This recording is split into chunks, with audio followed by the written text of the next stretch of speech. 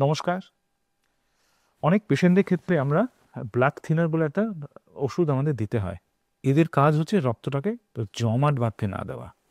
অনেক হার্টের পেশেন্টের ক্ষেত্রে যাদের ভ্যালভজনিত সমস্যা থাকে, যাদের হার্টের ব্লকেজ থাকে, আমরা চাই রক্তটা পাতলা রাখা, যাতে রক্তটা চট করে জমাট বেঁধে ক্ষতি না করতে পারে।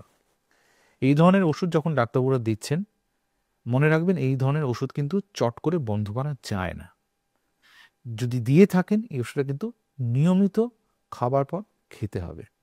কোনো কারণে যদি দেখেন যে এই ওষুধ খাওয়ার পর হাতে নীলচে দাগ পড়ছে, অত্যাধিক ব্লিডিং হচ্ছে দাঁত থেকে বা অন্যান্য জায়গা থেকে, তাহলে কিন্তু ইমিডিয়েটলি আপনার ডাক্তারবাবু পরামর্শ নেবেন।